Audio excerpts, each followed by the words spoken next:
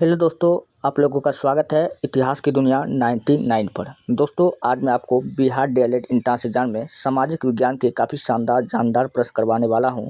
तो मिक्स प्रश्न होगा, सामाजिक विज्ञान के सभी सब्जेक्ट का होगा। तो वीडियो को अंत तक जरूर देखिए। काफ़ी डिस्कशन के साथ इस चैनल पर प्रश्नों को करवाया जाता है।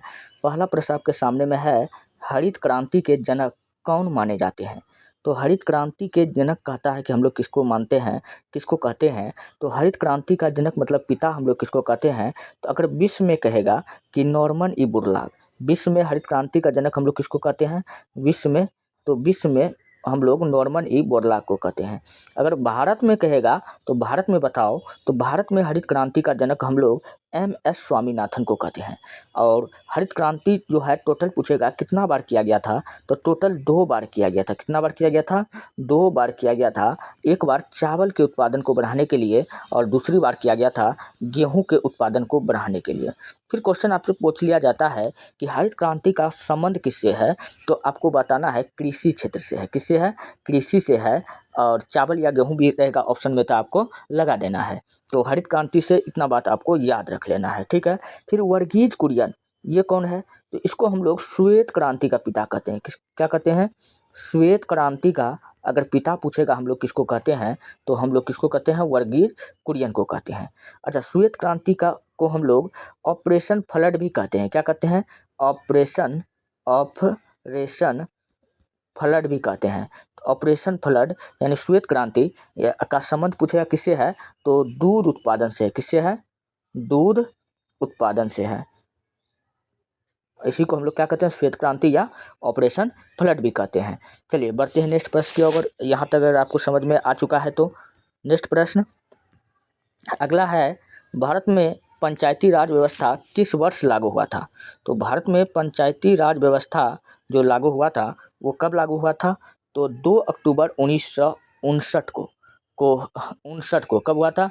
2 अक्टूबर 1959 को कहा गया था कि इसको लगाया जाएगा। कब? 2 अक्टूबर 1959 को, ठीक है। और पंचायती राज व्यवस्था को कहेगा संवैधानिक दर्जा, लेकिन पंचायती राज व्यवस्था को संवैधानिक दर्जा दिया गया। संवैधानिक दर्जा 73वां संविधान संशोधन 1992 कब मिला? 73वां संविधान संशोधन 1992 में, 73वां संविधान संशोधन 1992 में इसको संवैधानिक दर्जा मिला। और 24 अप्रैल को, टोटल कब? 24 अप्रैल 1992 को। अगर एग्जैक्ट डेट पूछेगा तो 24 अप्रैल 1992 को मिला। और भारत में इसलिए 24 अप्रैल को हम लोग क्या मनाते हैं? पंचायती राज दिवस। क्या मनाते हैं? पंचायती राज दिवस कहेगा हम लोग कब मनाते हैं? तो प्रत्येक वर्ष 24 वर्ष को हम लोग मनाते हैं। आपको ये बात याद रखना है, ठीक है। फिर क्वेश्चन पूछा जाता है कि भारत में पंचायती राज व्यवस्था को लागू करने का श्रेय किसको जाता है? तो ये जाता है बलवंत राय मेहता को। किसको जाता है? बलवंत राय मेहता को। इसलिए बलवंत राय मेहता को हम लोग पंचायती राज का पिता भी हम लोग कहते हैं, ठीक है। फिर क्वेश्चन पूछा जाता है कि भारत में पंचायती राज व्यवस्था सर्वप्रथम किस राज्य में हुआ? तो राजस्थान के नागौर में लागू हुआ। कहाँ हुआ था? राजस्थान के नागौर जिला में लागू किया गया था। नागौर जिला में पहली बार लागू किया गया था। तो इतना बात आपको याद रखना है। तो चलिए हम लोग बढ़ते हैं नेक्स्ट प्रश्न की ओर। अगला प्रश्न, भारतीय संविधान की प्रस्तावना में सबसे पहले कौन सा शब्द आता है? तो भारतीय संविधान के प्रस्तावना में जो है 3 शब्द को जोड़ा गया था। समाजवादी, धर्मनिरपेक्ष और अखंडता। तो यही 3 शब्द को जोड़ा गया था। तो यह पहले पूछ रहा है कि सबसे पहले कौन सा शब्द, तो पहले कौन सा हो जाएगा? समाजवादी हो जाएगा। तो इस प्रश्न का ऑप्शन नंबर 1 क्या हो जाएगा? बिल्कुल राइट हो जाएगा, ठीक है। तो इसके लिए दोस्तों क्या किया गया था? 42वां संविधान संशोधन 1976 क्या किया गया था? इस तीनों शब्द जो जोड़ा गया था किस संविधान संशोधन के तहत जोड़ा गया था? तो आपको याद रख लेना है कि 42वां संविधान संशोधन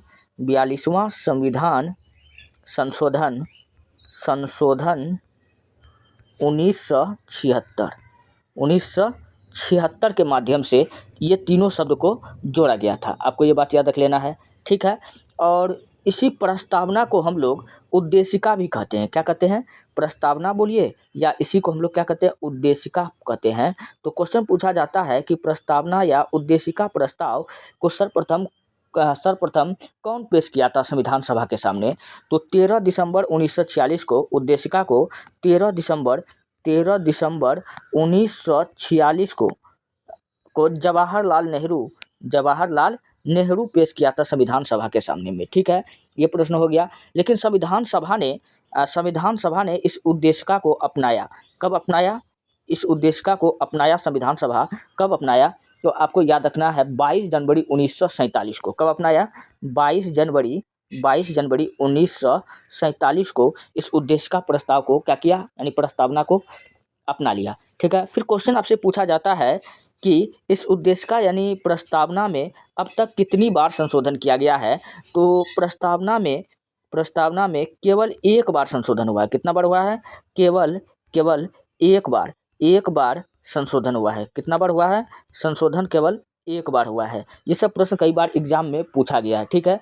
फिर क्वेश्चन पूछा जाता है कि प्रस्तावना का कॉन्सेप्ट विचार किस देश के संविधान से लिया गया है? उद्देशिका यानी प्रस्तावना, उद्देशिका को ही हम लोग क्या कहते हैं? प्रस्तावना कहते हैं। आपको ये बात याद रखना है, ठीक है। प्रस्तावना का जो कॉन्सेप्ट है, प्रस्तावना का कॉन्सेप्ट, तो ये कहाँ से, किस देश के संविधान से लिया गया है? तो USA के संविधान से लिया गया है। बट लेकिन अगर पूछेगा कि प्रस्तावना का भाषा बताओ कहाँ, किस देश के संविधान से लिया गया है, तब आपको बताना ऑस्ट्रेलिया। क्या बताना है? कॉन्सेप्ट कहाँ से लिया गया है? तो कॉन्सेप्ट USA के संविधान से लिया गया, लेकिन प्रस्तावना का भाषा ऑस्ट्रेलिया से लिया गया है। तो ये प्रश्न भी आपको याद रख लेना है, ठीक है। तो इतना सारा प्रश्न आपको पूछा जाता है। फिर आपसे क्वेश्चन पूछा जाता है, प्रस्तावना को दोस्तों हम लोग क्या कहते हैं? लघु संविधान कहते हैं। क्या कहते हैं? लघु संविधान कहते हैं। अगर भारतीय पॉलिटी अगर आपको पूरा पढ़ना चाहते हैं, तो सिर्फ अगर चाहते हैं कि कम सम पढ़ के हमको लगभग जानकारी सब हो जाए, तो आप सिर्फ प्रस्तावना को पढ़ लीजिए, लगभग भारतीय पॉलिटी का ज्ञान आपको हो जाएगा। इसलिए प्रस्तावना को हम लोग क्या कहते हैं? लघु संविधान कहते हैं। तो इतना सारा प्रश्न आपको याद रखना है प्रस्तावना से, जो आपके एग्जाम के दृष्टिकोण से काफ़ी महत्वपूर्ण है। तो चलिए हम लोग बढ़ते हैं नेक्स्ट प्रश्न की ओर। अगला प्रश्न है, भारतीय मानक समय किस स्थान के आधार पर निर्धारित किया जाता है? भारतीय मानक समय किस स्थान के आधार पर निर्धारित किया जाता है? तो यह जो है किस स्थान के, अच्छा भारतीय न पूछ रहा है, तो भारतीय मानक समय रेखा कहेगा कि यह किस देश में है? तो आपको बताना है कि यह इंग्लैंड में है। कहाँ पे है? इंग्लैंड में है, ग्रीनविच शहर में। भारतीय मानक समय रेखा कहाँ से गुजरता है? तो यह रेखा जो है गुजरता है इंग्लैंड से। कहाँ से गुजरता है? इंग्लैंड के ग्रीनविच शहर से, ठीक है। और भारत में कहेगा कहाँ पर गुजरता है? तो भारत में अगर पूछेगा कि भारतीय मानक समय रेखा कितना डिग्री देशांतर में है, तो आपको बताना है कि भारतीय मानक समय रेखा जो है, भारतीय मानक समय रेखा 82.5 डिग्री, कितना? 82.5 डिग्री, 82.30 डिग्री यानी हो जाएगा, ठीक है। 82.5 डिग्री, तो कितना हो जाएगा? 82.5 डिग्री। ये ऊपर में अगर 1 दिया तो इसको मिनट पढ़ा जाता है, तो इसको क्या लिख दिया हम? 82.5 डिग्री। अच्छा, तो अगर पूछेगा कि भारत का मानक समय रेखा 82.5 डिग्री क्वेश्चन पूछा जाता है, यह कहाँ से गुजरती है? इलाहाबाद के नैनी से गुजरती है। कहाँ से गुजरती है? तो इलाहाबाद के नैनी से गुजरती है। कहाँ से गुजरती है? इलाहाबाद में ही एक स्थान है, क्या है? नैनी है। तो इस प्रश्न का ऑप्शन नंबर सी क्या हो जाएगा? बिल्कुल राइट हो जाएगा, ठीक है। अगर कहेगा कि भारतीय मानक समय रेखा भारत के कितने राज्य से गुजरती है, तो भारतीय मानक समय रेखा भारत के 5 राज्य से गुजरती है। कितने राज्य से गुजरती है? 5 राज्य से गुजरती है। फटाफट 5 राज्य का हम लोग नाम देख लेते हैं। तो पहला यूपी, क्या देख लेना? तीनों प्रदेश वाला देख लीजिए आप, यूपी, MP और आपको याद रख लेना है AP यानी आंध्र प्रदेश। क्या याद रख लेना है? आंध्र प्रदेश याद रख लेना। 3 को तो ये प्रदेश वाला आपको ऑटोमेटिक याद हो जाएगा। फिर आपको छत्तीसगढ़ और उड़ीसा याद रख लेना है। क्या रख लेना है? छत्तीसगढ़ छत्तीसगढ़ और उड़ीसा। तो यही 5 राज्य है जहाँ से भारतीय मानक समय रेखा गुजरती है। ठीक है, अगर आपसे क्वेश्चन पूछा जाता है कि भारतीय मानक समय रेखा को हम लोग किस किस नाम से जानते हैं, इसी को हम लोग क्या कहते हैं, यामोत्तर रेखा कहते हैं। क्या कहते हैं, यामोत्तर रेखा कहेगा किसको कहते हैं, तो हम लोग इसी को कहते हैं। ठीक है, फिर क्वेश्चन पूछा जाता है, इसी को हम लोग जीएमटी लाइन कहते हैं। क्या कहते हैं, जीएमटी लाइन कहते हैं। जीएमटी लाइन क्यों कहते हैं, क्योंकि लंदन के जीएमटी से ये गुजरती है। तो जी से ग्रीनविच, एम से मेन, टी से टाइम, क्योंकि ग्रीनविच मेन टाइम से गुजरती है। इसी को हम लोग क्या कहते हैं, ग्रीनविच जीएमटी लाइन कहते हैं, या इसी को हम लोग कहते हैं प्रधान मध्याय रेखा। क्या कहते हैं, प्रधान मध्याय रेखा। क्या कहते हैं, प्रधान मध्याय रेखा कहते हैं। ठीक है, या इसी को हम लोग कहते हैं 0 डिग्री देशांतर रेखा। क्या कहते हैं, 0 डिग्री देशांतर रेखा कहते हैं। 0 डिग्री देशांतर रेखा कहते हैं। तो इतना सारा बात आपको याद रखना है। ठीक है, अच्छा, और जो मैं अभी आपको बताना वाला हूँ, ये भी प्रश्न आपसे पूछा गया है। आप कोई भी एग्जाम देने के लिए जाइए, अगर आप इतना कर लेते हैं तो समझिए कि संभवतः आप सारे प्रश्न को कर लेते हैं। तो अगर पूछेगा कि 1 डिग्री में कितना मिनट होता है, तो आप बताइए कि 1 डिग्री में कितना मिनट होता है, तो आपको बताना है कि 4 मिनट होता है। कितना है, होता है 1 डिग्री में 4 मिनट होता है। भारत कितना डिग्री में स्थित है, तो 82.5 डिग्री देशांतर में है। तो भारत जो है अपना भारत जो है, भारत वो कितना डिग्री देशांतर में स्थित है, तो 82.5 डिग्री, 82.5 डिग्री, 82.5 डिग्री, तो 82.5 डिग्री देशांतर में स्थित है। तो 1 डिग्री बराबर 4 मिनट, तो 82 डिग्री बराबर, तो 82 गुना 4, तो 82 गुना 4 कीजिए। तो 1 डिग्री बराबर याद रखना है, 1 डिग्री बराबर कितना मिनट होता है, 4 मिनट होता है। क्वेश्चन पूछा गया है 82.5 डिग्री बराबर, तो पहले 82 डिग्री बराबर निकाल लो। तो ये हो जाएगा, कितना हो जाएगा, 4 दूना 8, 4 दूना 8, 8 चौके 32, 328 कितना हो जाएगा, 328 हो जाएगा। और 30 चौके 120 मिनट, 120 मिनट बराबर कितना हो जाएगा, तो 120 मिनट बराबर हो जाएगा लगभग, 120 सेकेंड बराबर हो जाएगा लगभग 2 मिनट। कितना हो जाएगा, 2 मिनट, 328 प्लस 2 मिनट इसको जोड़ दो, कितना हो जाएगा, 330 मिनट। कितना हो जाएगा, 330 मिनट हो जाएगा। और 330 मिनट बराबर कितना घंटा हो जाएगा, ये हो जाएगा 5 घंटा 30 मिनट। कितना हो जाएगा, 5 घंटा 30 मिनट। यानी कि हम आपको समझाना चाहते हैं, बड़ा ध्यान से सुनिएगा, कि भारत का जो समय है, ग्रीनविच मेन टाइम से, लंदन के समय से पूछेगा कितना आगे है, जीएमटी रेखा से कितना आगे है भारत का समय, लंदन के समय से कितना आगे है, तो आपको बताना है कि 5 घंटा 30 मिनट। कितना आगे है, 5 घंटा 30 मिनट। तो ये प्रश्न आपसे पूछा जाता है। तो अब मैंने आपको बता दिया। अगर आपको वीडियो अच्छा लगता है तो आप मेरे चैनल को प्लीज़ सब्सक्राइब कर लीजिए। चलिए हम लोग बढ़ते हैं नेक्स्ट प्रश्न की ओर। अगला प्रश्न आपके सामने में यहाँ लगा हुआ है कि भारत में सबसे अधिक बोली जाने वाली भाषा कौन सी है।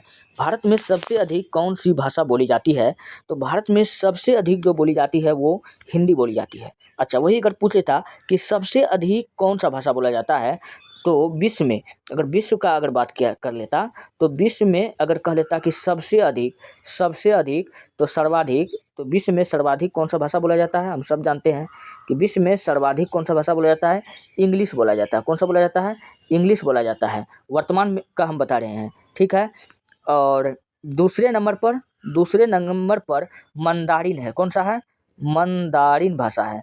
और ये मंदारिन कहाँ की भाषा है, यह चीन की भाषा है। कहाँ की भाषा है, चीन की भाषा है। कौन है, मंदारिन है। ठीक है, और तीसरे नंबर पर अपना हिंदी आता है। कितना नंबर पर आता है, हिंदी जो है अपना 3rd नंबर पर आता है। ये अभी हम वर्तमान का डाटा बताए। क्या बताए, वर्तमान का डाटा बताए। अगर पहले जो था, मंदारिन जो था प्रथम नंबर पर था। पहले क्या था, मंदारिन 1 नंबर पर था। और दूसरे नंबर पर जो था इंग्लिश था, 2nd नंबर पर इंग्लिश था। और तीसरे नंबर पर क्या था, अपना हिंदी था। तो मैंने आपको बता दिया कि अभी वर्तमान में जो है मंदारिन को पछाड़कर इंग्लिश वर्ल्ड का नंबर 1 भाषा बन गया है। तो चलिए हम लोग बढ़ते हैं नेक्स्ट प्रश्न की ओर। अगला प्रश्न है, डोकलाम विवाद भारत और किस देश के बीच हुआ था। तो डोकलाम विवाद पूछ रहा है कि भारत और किनके बीच में हुआ था। तो डोकलाम विवाद आपको याद रख लेना है कि टोटल 3 देश के बीच में हुआ था। कौन कौन, भारत, तो भारत पहला याद रख लेना, भारत, फिर चीन, फिर याद रख लेना है भूटान। तो ये तीनों देशों के बीच में डोकलाम विवाद हुआ था। और पूछेगा कब हुआ था, तो 2017 में। 2017 में चाइना ने क्या किया था, चमगादड़ चीन ने क्या किया, भूटान के समझौतों का उल्लंघन कर के भूटान पर सीमा निर्धारण करने का काम शुरू कर दिया था, जिसके कारण ये विवाद शुरू हुआ। तो यहाँ क्वेश्चन क्या पूछा है, डोकलाम विवाद भारत और किस देश के बीच हुआ था। तो भारत और किसके बीच में हुआ था, तो यहाँ देख लीजिए, तो भारत चीन के बीच में हुआ था, अब भूटान के बीच में हुआ था। अच्छा, क्वेश्चन ये कुछ इस प्रकार से था, इनमें से कौन सा देश के बीच डोकलाम विवाद नहीं हुआ था। तो यहाँ ऑप्शन गलत, क्वेश्चन ही यहाँ पर गलत दे दिया है। मैंने आपको यहाँ पर सही जानकारी दिया है कि डोकलाम विवाद किसके किसके बीच में होता, भारत, चीन, भूटान। अगर पूछ लेता कि डोकलाम विवाद इनमें से किस देशों के बीच में नहीं हुआ है, तो यहाँ पर एक तो ऑप्शन ये काट देता, पाकिस्तान, नेपाल, चीन, भूटान। तो आंसर क्या होता, नेपाल हो जाता। एक तो और कोई देश घुसा देता, अफगानिस्तान, तो भी आंसर क्या होता, नेपाल ही होता। एक तो कोई देश और हाँ नहीं, तो ये तीनों के बीच में हुआ था, भारत, चीन, भूटान, तीनों के बीच में हुआ था, एक कोई ऑप्शन घुसा देता, नेपाल। ठीक है, तो इन्हीं के बीच नहीं हुआ था। तो चलिए हम लोग बढ़ते हैं नेक्स्ट प्रश्न की ओर। अगला प्रश्न आपके सामने में है। अगला प्रश्न है, पृथ्वी श्रृंखला किससे संबंधित है। पृथ्वी श्रृंखला को ही हम लोग कहते हैं जैव विविधता श्रृंखला। क्या कहते हैं, जैव विविधता श्रृंखला, यानी ऑप्शन नंबर डी क्या हो जाएगा, बिल्कुल राइट हो जाएगा। और इसी को हम लोग कहते हैं खाद्य श्रृंखला, या इसी को हम लोग क्या कहते हैं, खाद्य श्रृंखला। क्या कहते हैं, खाद्य श्रृंखला कहते हैं। और इंग्लिश में फूड चेन, क्या कहते हैं, फूड चेन कहते हैं। चलो अब यहाँ से हम लोग देखते हैं इसके बारे में। सबसे पहले फूड चेन के बारे में ये क्या होता है। जैसे कहेगा कि घास, क्या कहेगा, घास कहेगा। तो घास जो है यह उत्पादक के रूप में काम करता है। किसके रूप में काम करता है, कहेगा फूड चेन में अगर घास है, फिर घास को मान लेते हैं कौन खाता है, खरगोश खाता है। घास को कौन खाता है, खरगोश खाता है। तो खरगोश जो हमारा हो जाएगा प्राथमिक उपभोक्ता हो जाएगा। क्या हो जाएगा, प्राथमिक उपभोक्ता हो जाएगा, प्राथमिक उपभोक्ता हो जाएगा। फिर खरगोश को कौन खा जाएगा, भेड़िया खा जाएगा। खरगोश को कौन खा जाएगा, भेड़िया खा जाएगा। तो भेड़िया हमारा द्वितीयक उपभोक्ता हो जाएगा। क्या हो जाएगा, द्वितीयक उपभोक्ता हो जाएगा। तो ये बात आपको याद रखना है। कुछ इसी प्रकार से आपसे सजा करके दिया जाता है, बाघ, हाँ, बकरी, हाँ हाँ, कैसे जाता है, बाघ, बकरी, हिरन, इसी प्रकार से देगा आपको। क्वेश्चन रहेगा तो आप लोग सजा दीजिएगा। चलिए कौन किसको खाएगा उस अनुसार पर। नेक्स्ट अगला है, संविधान के किस अनुच्छेद में राष्ट्रपति शासन का प्रावधान है। तो संविधान के किस अनुच्छेद में राष्ट्रपति शासन का प्रावधान है। तो राष्ट्रपति शासन का प्रावधान अनुच्छेद 356 में है। किसमें है, तो इसी को हम लोग कहते हैं राज्य आपातकाल। क्या कहते हैं, राजकीय आपातकाल। क्या कहते हैं, राजकीय आपातकाल कहते हैं। जब आपातकाल जब लागू होता है तो राज्य में, तो उस समय राज्य के शक्ति को क्या कर दिया जाता है, तो राज्य के शक्ति को कम कर दिया जाता है, घटा दिया जाता है। और यहाँ पर जो शक्ति किसका हो जाता है, राष्ट्रपति का लग जाता है। इसलिए यहाँ पर शासन किसका हो जाता है, राष्ट्रपति का हो जाता है। तो ऑप्शन नंबर बी क्या हो जाएगा, बिल्कुल राइट हो जाएगा। अच्छा, अनुच्छेद 356 किससे संबंधित है, तो यह अनुच्छेद 352 किससे संबंधित है, तो आपातकाल से संबंधित है। किससे है, आपातकाल से संबंधित है अनुच्छेद 352। आपको ये बात याद रखना है। और ये आपातकाल कहेगा कि भारत में पहली बार कब लगाया गया था, तो 1975 में इंदिरा गांधी द्वारा लगाया गया था। किसके द्वारा लगाया गया था, इंदिरा गांधी द्वारा लगाया गया था। कहेगा कि इस समय जो आपातकाल लगाया गया था, ये आपातकाल लगाया गया था, तो इस समय का जो कहेगा कि आपातकाल के समय का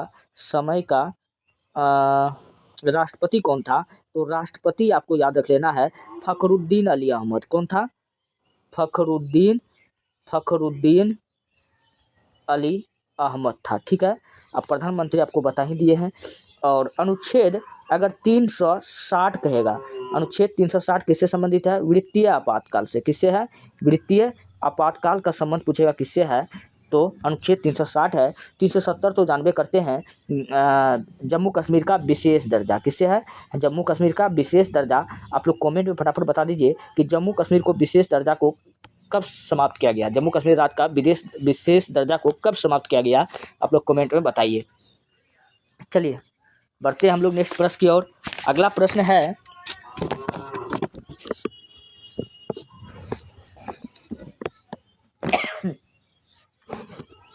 अश्वमेध यज्ञ की परंपरा किस काल से संबंधित है? तो अश्वमेध यज्ञ की परंपरा पूछ रहा है कि किस काल से संबंधित है। तो अश्वमेध यज्ञ की जो परंपरा है वो वैदिक काल से चला आ रहा है। तो इस प्रश्न का ऑप्शन नंबर सी क्या हो जाएगा? बिल्कुल राइट हो जाएगा। अब क्वेश्चन आपसे पूछा जाता है कि सर्वप्रथम अश्वमेध यज्ञ कौन करवाया था? अश्वमेध यज्ञ कराने वाला प्रथम शासक बताओ। तो प्रथम शासक आपको बताना है पुष्यमित्र शुंग। क्या बताना है? पुष्यमित्र शुंग बताना है, ठीक है। और इन्होंने क्या किया था? मौर्य वंश का विनाश किया था। अच्छा, अश्वमेध यज्ञ पूछेगा क्यों करवाया जाता है? तो क्यों करवाया जाता है?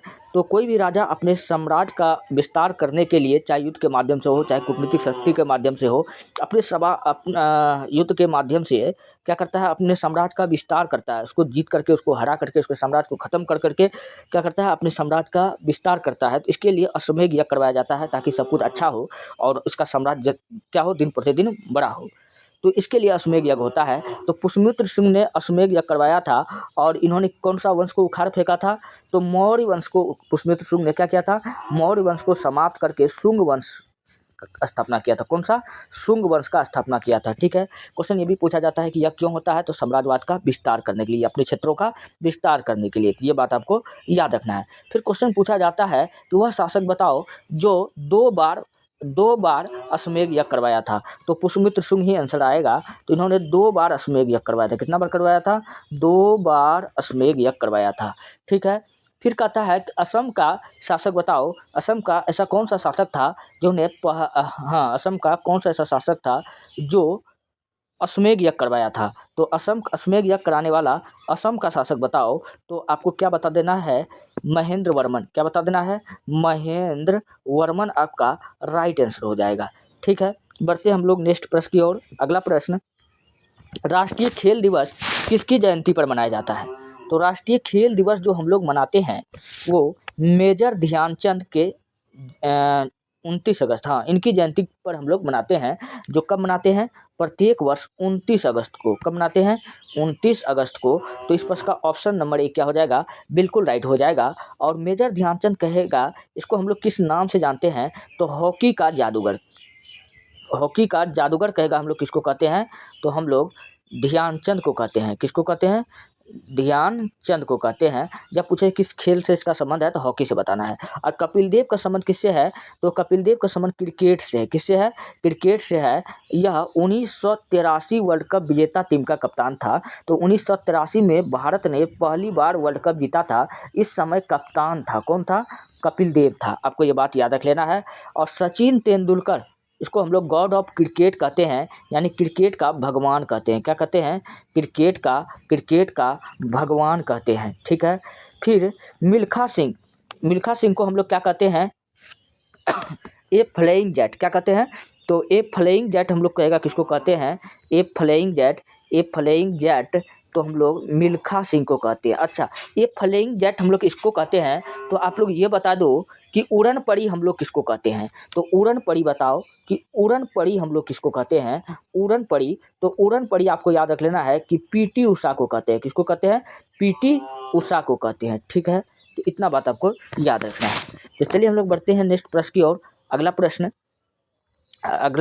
प्रश्न चलिए यहीं पर हम छोड़ देते हैं। आज के वीडियो को यहीं पर हम एंड करते हैं। अगर आपको वीडियो अच्छा लगता है, हेल्पफुल लगता है, तब आप हमारे चैनल को सब्सक्राइब कर लीजिए और वीडियो को लाइक कर दीजिए। जितना हो सके अपने दोस्तों में शेयर कर दीजिए। मैं हर रोज़ आपके लिए काफ़ी शानदार जानदार प्रश्न लेकर के आते रहता हूँ।